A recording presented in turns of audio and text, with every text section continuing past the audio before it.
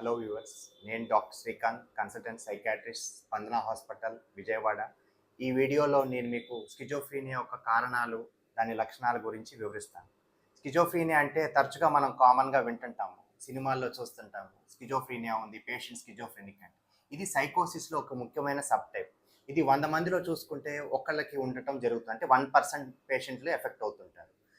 దీంట్లో ముఖ్యంగా పేషెంట్కి ఏంటంటే ప్రాబ్లం ఉందని అవగాహన ఉండదు, ఇన్సైట్ అనేది ఉండదు. కుటుంబ సభ్యులు వీడిని ఎలా తీసుకొస్తారంటే తనలో తను మాట్లాడుకుంటున్నారు, నవ్వుకుంటున్నాడు, ఒక్కడే ఏదో మనిషితో మాట్లాడుతున్నట్టు మాట్లాడుకుంటాడు, లేకపోతే ఎవరో నన్ను తరుగుతున్నారు, ఎవరో నన్ను వెంబడిస్తున్నారు, లేకపోతే వైఫై ద్వారా నా గురించి బయటంతా తెలిసిపోతుంది, ఎవరో నా మొబైల్ని హ్యాక్ చేస్తున్నారు, లేకపోతే గ్రహాంతర వాసులు నన్ను కనిపెడుతున్నారు, నన్ను అబ్జర్వ్ చేస్తున్నారు, ఇలాంటి లక్షణాలు తీసుకొస్తారు. సో దీనికి ముఖ్యంగా కారణాలు ఏమవుతాయి అంటే జెనెటికల్. షుగరు బీపీ ఎలాగ వంశపారపర్యంగా వస్తుందో, అంటే తల్లిదండ్రులకు ఉంటే పిల్లలకి ఎలా వస్తుందో, ఇది కూడా జెనెటికల్ కారణాలని ఉంటుంది. ఇందులో ముఖ్యంగా ఒక పేరెంట్కి స్కిజోఫ్రీనియా ఉన్నట్టయితే 10% రావడం ఛాన్స్ ఉంటుంది. ఇద్దరికి స్కిజోఫ్రీనియా ఉంటే 40% వచ్చే ఛాన్స్ ఉంటుంది.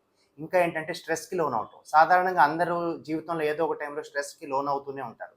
కానీ అది ఒక లిమిట్ దాటి ఎక్కువగా స్ట్రెస్కి కానీ బర్డెన్కి లోన్ అయినప్పుడు ఇది స్కిజోఫ్రీనియా వచ్చే ఛాన్సెస్ ఉంటాయి. ఇంకొక కారణాలు ఏంటంటే న్యూరో ట్రాన్స్మిటర్స్. బ్రెయిన్లో ముఖ్యంగా డోపమిన్ అనే న్యూరో ట్రాన్స్మిటర్ వలన ఈ స్కిజోఫ్రీనియా జబ్బు వస్తుంది. ఇది ఎక్కువ అవటం మూలాన కొన్ని రకాల లక్షణాలు, తగ్గటం మూలాన కొన్ని లక్షణాలు మనం చూడవచ్చు. ఇంకేంటంటే అలవాట్లు. ఫర్ ఎగ్జాంపుల్ ఓ పేషెంట్ వాళ్ళ కుటుంబ సభ్యుల తల్లికి కానీ తండ్రికి కానీ స్కిజోఫ్రీనియా ఉన్నట్టయితే వాళ్ళు అలవాట్లు అనే సబ్స్టెన్స్ యూజ్ అంటాం, గంజాయి కానీ లేకపోతే వేరే ఆల్కహాల్ కానీ అలాంటి అలవాట్లు లోనైనట్టయితే వాళ్ళకి ఇంకా ఎక్కువ రిస్క్ అనేది ఉంటుంది. సో ఇది స్కిజోఫ్రీనియా రావడానికి గల కారణాలు. దాని లక్షణాల గురించి తెలుసుకుందాం. ముఖ్యంగా స్కిజోఫ్రీనియా వచ్చేటట్లయితే మొదటి దశలో ప్రోడ్రోమల్ ఫేజ్ అంటాం. ఈ ప్రోడ్రోమల్ ఫేజ్లో ఎలా ఉంటుందంటే పేషెంట్ ఇంత మునుపు చక్కగా పనిచేసుకుంటూ హుషారుగా నలుగురిలో కలుస్తూ ఉండే వ్యక్తి సడన్గా ఎవరితో కలవకుండా ఉండటం, నలుగురిలో కలవకుండా ఒంటరిగా ఉండటానికి ఇష్టపడటం, స్నానం శుభ్రత తగ్గిపోవటం, అలాంటి దశలో ఉంటారు. అది కొన్ని వారాల నుంచి నెలల పాటు ఉంటుంది. దాని తర్వాత వాళ్ళకి యాక్టివ్ సిమ్టమ్స్ అనేది డెవలప్ అవుతుంది. అది ఎలా ఉంటాయి అంటే డెల్యూజన్స్. ఉదాహరణకి ఏంటంటే డెల్యూజన్స్లో అంటే ఏంటంటే ముఖ్యమైన లక్షణం ఫాల్స్ ఫిక్స్డ్ బిలీఫ్. అంటే వాళ్ళు ఒక నమ్మకం పెట్టుకొని ఇది నిజం, ఇది నిజంగా జరుగుతుంది అని నమ్ముతుంటారు. ఉదాహరణకి చాలా రకాల డెల్యూజన్స్ చూస్తాం. ముఖ్యంగా స్కిజోఫ్రీనియాలో మనం చూసే డెల్యూజన్స్ ఏంటంటే పర్సెక్యూటరీ డెల్యూజన్. అంటే ఎవరో నన్ను తరుముతున్నారు, నన్ను ఫాలో అవుతున్నారు, నాకేదో చేయాలని చూస్తున్నారు, మనుషులు నా గురించి తిరుగుతున్నారు, లేకపోతే నాకు చేతబడి చేయాలని చూస్తున్నారు, నేను మంచిగా ఉన్నాను కాబట్టి, మంచి స్థానంలో ఉన్నాను కాబట్టి నన్ను నా మీద కుట్ర పన్నుతున్నారు, ఇలాంటి డెల్యూజన్స్ చూస్తాం. దాన్ని మనం పర్సెక్యూటరీ డెల్యూజన్స్ అంటాం.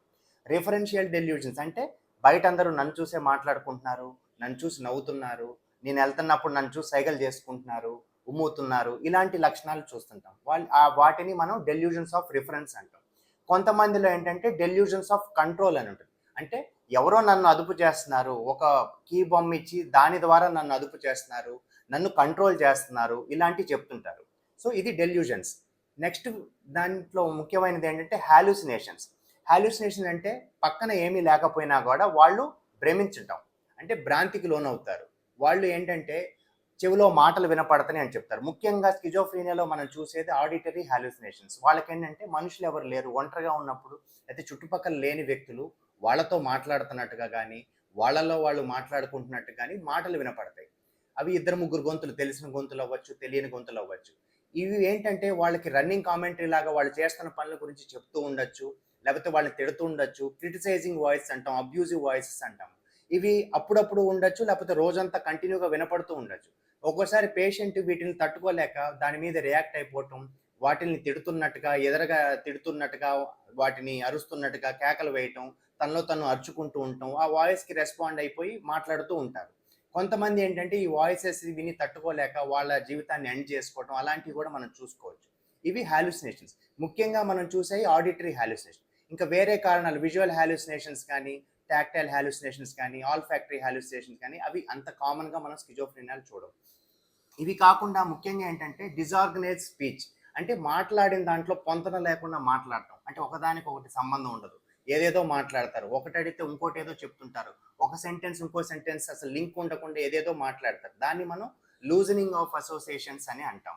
ఇంకోటి ఏంటంటే డిజార్గనైజ్డ్ బిహేవియర్. ఇందాక చెప్పినట్టు ఒకప్పుడు మంచిగా పని చేసుకుంటూ చక్కగా నలుగురితో కలిసే వ్యక్తి ఇప్పుడు సడన్‌గా ఒంటరిగా ఉండటానికి ఇష్టపడటం, ఎవరితో కలవరు, స్నానం చేయరు, శుభ్రత ఉండరు, ఎవరైనా వచ్చినా గాని రూమ్‌లో ఉంటారు. లేతే బయటికి రాకుండా ఒక్కడే ఉండటానికి ఇష్టపడటం, శుభ్రత తగ్గిపోవడం. లేతే కొంతమంది మనం రోడ్డు మీద చూస్తుంటాం. బయట తిరుగుతూ ఉంటారు. వాళ్ళలో వాళ్ళు మాట్లాడుకుంటూ చినిగిపోయిన బట్టలతో గడ్డాలు పెంచుకొని అలా రోడ్డు మీద తిరుగుతుంటారు. ఇది డిసార్గనైజ్డ్ బిహేవియర్. ఇంకొకటి ముఖ్యమైనదేంటంటే థాట్ ఫినామినా. వాళ్ళలో ఏంటంటే నేను మనసులో అనుకున్న ఆలోచనలు బయటికి తెలిసిపోతున్నాయి. వేరే వాళ్ళు నా ఆలోచనలు కనిపెట్టేస్తున్నారు. ఏదో టెక్నాలజీ యూజ్ చేస్తారు. నేను ఇట్లా మనసులో అనుకుంటాను వాళ్ళకంతా తెలిసిపోతుంది. వాళ్ళు ఎలా ఏదో ద్వారా టెక్నాలజీ ఉపయోగించి నా మనసులో ఆలోచనలన్నీ కనిపెట్టేస్తున్నారు. నేను ఇట్లా అనుకుంటున్నాను వాళ్ళు తెలిసిపోయి వాళ్ళు నన్ను అడుగుతున్నారు. ఇలాంటివి చెప్తున్నారు. ఇది థాట్ బ్రాడ్‌కాస్ట్ అంటాం. లేదా కొంతమంది వేరే వాళ్ళు నాలో ఆలోచనలు పెడుతున్నారు. లేదా నా ఆలోచనలు తీసేస్తున్నారు. ఇలాంటివి చెప్తుంటారు. ఇవి ముఖ్య లక్షణాలు. ఇవి ఎప్పుడు చెప్తామంటే ఇవి ఒక నెల పాటు ఉన్నట్లయితే సాధారణంగా ఏంటంటే రోజుల్లో మొదలవ్వచ్చు, వారాల్లో మొదలవచ్చు. ఈ స్కిజోఫ్రీనియా అని మనం ఎప్పుడు అంటామంటే ఒక నెల పైన ఈ లక్షణాలు మనం గమనించినట్టయితే దాన్ని అప్పుడు స్కిజోఫ్రీనియా అని మనం నిర్ధారించవచ్చు. అదే కొన్ని ఈ లక్షణాలు వారాల్లో, రోజుల్లో మొదలైనట్లయితే అక్యూట్ సైకోసిస్ అని మనం అనుకుంటాం. సో దీన్ని మనకి ఇవి లక్షణాలు. దీంట్లో ముఖ్యంగా ఏంటంటే పేషెంట్‌కి ఇన్సైట్ లేదు కాబట్టి వాళ్ళు రావడానికి, హాస్పిటల్‌కి రావడానికి, పేషెంట్ ట్రీట్మెంట్ తీసుకోవడానికి సహకరించకపోవచ్చు. సో దీనికి ట్రీట్మెంట్ గురించి, దానికి ఎలా కంట్రోల్ చేయొచ్చు, మార్గాలేంటి, ట్రీట్మెంట్‌లో ఆప్షన్స్ ఏంటి అనేది నెక్స్ట్ వీడియోలో చూద్దాం.